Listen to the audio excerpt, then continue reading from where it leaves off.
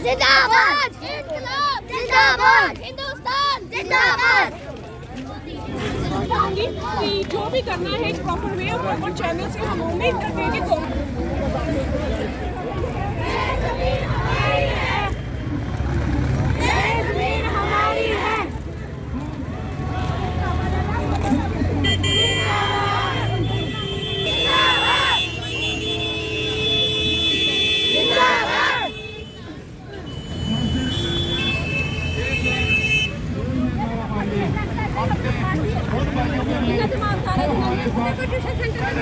हमारी है। सबका बनता है इस बात पे, जब हम सरकार को इलेक्शन में जिता कर लाए थे, भरोसा विश्वास से सब वोटिंग करके लाए थे, तो सरकार आज इतने भरोसे और विश्वास पे क्यों नहीं है? आज वो हमसे हमारे ही हक छीन रहे। हम सरकार को लाए थे, हम जब ये गवर्नमेंट बनी थी 2014 में, जब ये आई थी आफ्टर कांग्रेस, तो हमें भी इसके मैनिफेस्टोज देख के हमें भी इस पर भरोसा हुआ था इस गवर्नमेंट पे कि हाँ ये अच्छा करेगी। इससे 370 लिया था ये कहकर कि हाँ ये जम्मू कश्मीर की डेवलपमेंट करना चाहती है, इसलिए हम 370 आपसे ले रहे हैं, बिकॉज 370 के होते हुए हम आपकी डेवलपमेंट नहीं कर सकते। आज 370 को हटे हुए इतने साल हो गए हैं, उसके बावजूद भी डेवलपमेंट नहीं दिख रहा। और हमारे गवर्नर साहब है, आज वो इतने like he is a very down to earth person, everyone knows about it, he is very good politician, but the thing is वो आज हमारे लिए, हमारे हक के लिए क्यों नहीं आगे आ रहे हैं? आज वो ट्वीट क्यों नहीं कर रहे हैं? उनके ट्विटर में हमेशा लोगों के हक के लिए हमेशा ट्वीट्स रहते हैं, आज ट्विटर पे उनके हमारे हक के लिए उनकी ट्वीट्स क्यों नहीं है? आज जब हम इस गवर्नमेंट को लाए थे तो इस पर एक हमारा भरोसा था, इस गवर्नमेंट ने खुद बोलते कि हमारे भरोसे जीतेगी, लेकिन आज वो चीज़ दिख क्यों नहीं रही है? आज हम सब लोग यहाँ पर सफ़र कर रहे हैं, the ladies, kids, even gents, everyone, even the grand parents भी सबके आज सफ़र कर रहे हैं। Everyone is here for their इंसाफ, कि हर किसी को हक चाहिए, हर किसी को अपना घर चाहिए। लोग इतनी मेहनत के बाद अपने घर बनाए हैं इन लोगों ने, जिन लोगों के नीचे 2 दुकानें, 1 दुकान ऊपर घर है, अगर आप उनको भी एक कमर्शियल दुकान कहकर उनसे वो ले लोगे तो घर की जिनकी वहाँ से कमाई आती है वो कहाँ से कमाएंगे फिर? There is a question for me to this government that अगर आप लोग कोई चीज़, कोई नोटिस, कोई लॉ ला रहे हो तो आपको पहले ये भी देखना चाहिए कि उसके अराउंड सराउंडिंग और इन्वायरमेंट में कितने लोगों पे कितना इफेक्ट पड़ेगा।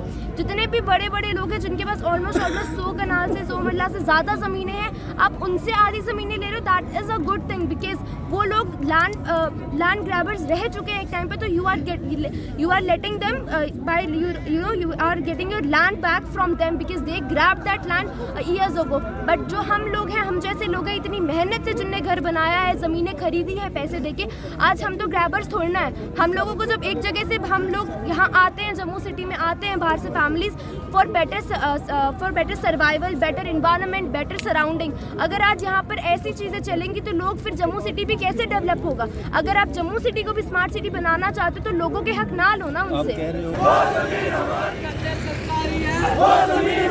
जोरावर सिंह है, सामाजिक कार्यकर्ता हैं हम लोग। आज का जो प्रोटेस्ट है वो ये चल रहा है कि जो गवर्नमेंट ने 9 जनवरी को एक ऑर्डर निकाला था जिसमें उन्होंने कहा कि जितने भी स्टेट लैंड है या वो रोशनी एक्ट के तहत लैंड है या काचराई है, जिन लोगों के पास है वो लैंड जो है वो वापस ले ली जाएगी, यानी रिट्राइव की जाएगी। तो ये एक ऐसा मैसेज था लोगों के लिए जिसके लिए सब लोगों को एक परेशानी का सामना करना पड़ रहा है। तो मेरी ये रिक्वेस्ट है कि जैसे हानबल गवर्नर साहब ने एक बड़ा दिल दिखाया है, तो उन्होंने कहा कि 15 मरले तक जिनकी भी लैंड है रेजिडेंशियल वो रेगुलाइज कर दी जाएगी। मैं दिल की गहराइयों से उनका धन्यवाद करता हूं कि उन्होंने बड़ा दिल करके सामने आए हैं। लेकिन जो दूसरे हैं जिनका कमर्शियल है या एग्रीकल्चर है, एग्रीकल्चर के लिए भी बहुत ज़रूरी है, क्योंकि वो लोग कम से कम उनको भी 24-25 कनाल पर फैमिली को दी जाए। बड़ी मुश्किल से उन लोगों ने उस लैंड को तैयार किया, पहाड़ मैदानों को जोड़ के उन्होंने बनाई है वो ज़मीन, और उनकी पूरा परिवार चल रहा है वहाँ से। तो ये भी मेरी रिक्वेस्ट है कि उन लोगों के लिए भी पॉलिसी फ्रेम की जाए जो एग्रीकल्चरिस्ट हैं। और तीसरा जो है कि जो कमर्शियल है, कमर्शियल लोगों के पास भी 2-2, 4-4 मरले की जो जगह है, उन्होंने अपनी दुकान वगैरह कुछ काम कर रहे होंगे जो कमर्शियल पॉइंट्स हैं, तो उनके लिए भी जो है सरकार कोई ऐसी पॉलिसी तैयार कर दे, तीनों को 1 टाइम एग्जेम्पशन करके सेटलमेंट कर दे, और नेक्स्ट टाइम के लिए कोई ऐसा करेगा ही नहीं। किसी से कोई किसी एफिडेविट पे लैंड ही नहीं लेगा, और जो जमींदार है जिसने जितनी उसने बना ली है उससे ज्यादा वो बनाएगा ही नहीं, एक किस्म का बैरियर लग जाएगा। लेकिन आज तक जिन लोगों के पास, चाहे वो एग्रीकल्चर लैंड है, चाहे वो कमर्शियल लैंड है, चाहे वो रेजिडेंशियल लैंड है, जो उसकी एक पॉलिसी बनाए, एक पॉलिसी में जितनी भी वो स्केल रखें और उनको रेगुलाइज कर दें। तो मैं ये कहता हूं कि आपके माध्यम से हमारी हॉनरेबल गवर्नर साहब के पास ये हमारी बात पहुंचा दी जाए कि जैसे उन्होंने दिल बड़ा करके रेजिडेंशियल के लिए एक वर्बल बात कही है, उसी तरह से वो ये एग्रीकल्चर और कमर्शियल के लिए भी कर दें। थैंक यू जी, धन्यवाद।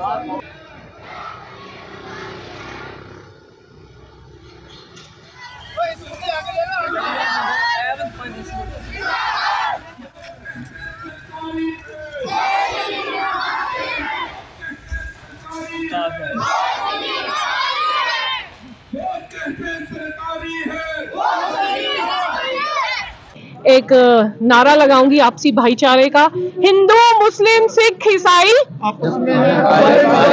मेरे को लगता है कि गवर्नमेंट का जो अपनी जंग में ना ये गरीब लोगों को पिसा रही है और कुछ नहीं है। ये पहले भी जो गवर्नमेंट्स आती थी, हुकूमतें आती थी, ऐसा कभी नहीं हुआ कि एक गवर्नमेंट ने कोई रूल बनाया हो तो दूसरी ने आके तोड़ा हो। ये तो एक डिक्टेटरशिप है, लोगों को दबाया जा रहा है, धमकाया जा रहा है, डराया जा रहा है। पर अब वो टाइम नहीं रहा, हम सब एक है, हम सब आपस में मिलके ये लड़ाई लड़ेंगे। मैं गवर्नमेंट से ये पूछना चाहती हूँ, जब भी कुछ होता है, अगर हम ह्यूमन राइट वायलेशन एक्ट की बात करें, उसके अकॉर्डिंगली, उस एक्ट के अकॉर्डिंगली भी अगर जब डिसमेंटल किया जाता है तो पहले रीसेटलमेंट की पॉलिसी आती है। मैं गवर्नमेंट से पूछना चाहती हूँ, अगर आप डिसमेंटल करना चाहते हैं तो पहले हमें बताओ तो इन लोगों को रीसेटल कहाँ पे करना है। इन लोगों ने कोई पाकिस्तान के झंडे तो उठाए नहीं हुए, हिंदुस्तान के झंडे उठाए हुए हैं, तो ये लोग कहाँ पे जाएंगे। मेरा गवर्नमेंट से ये पहला क्वेश्चन है, हमारी एडमिनिस्ट्रेशन से, कि इन लोगों के बारे में आपने क्या सोचा है। ये इनकी जब मर्जी आएगी बलडोजर लाएंगे, लोगों पे चलाएंगे और लोगों को तबाह कर देंगे, ऐसा नहीं होगा, ये हम नहीं होने देंगे। कह रहे हैं इनकी छूट अपनी तिनका करके इन्होंने जो कमाई से अपने आशियाना बनाए हैं, तो आज ये तोड़ देंगे, ये पॉसिबिलिटी नहीं है। और ये जो एलजी साहब वर्बली बातें कर रहे हैं, हमें उन पे कोई फेथ नहीं है जब तक ब्लैक एंड व्हाइट में ऑर्डर नहीं आएगा, क्योंकि हमारी पब्लिक बहुत डरी हुई है। लोगों का स्ट्रेस लेवल इतना हाई हो चुका है, आप देख सकते हैं आज प्रोटेस्ट में वो बच्चे, वो माएँ भी आई हुई है जिन्होंने अपने घर से पिछले 3 दिनों से चूल्हे नहीं जलाए। वो बच्चे, वो ये जो जितनी पब्लिक यहाँ पे आई है, मेरे को लगता है भूखे पेट सोई होगी, कि मतलब इतना स्ट्रेस लेवल हाई है। तो मैं उम्मीद करते हैं गवर्नमेंट से कि गवर्नमेंट हमारे लोगों को परेशान नहीं करेगी।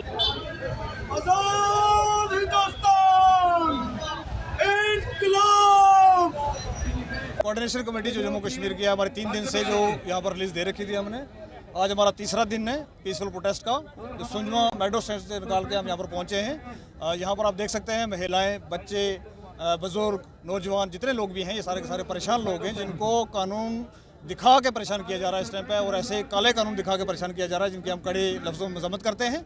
और हम ये आपके साथ से यहाँ से कह देना चाहते हैं कि ये वो लोग हैं जो 100 साल से 200 साल से इन ज़मीनों पे काबिज हैं, बैठे हैं। ये महाराजा के बढ़ाए हुए लोग हैं।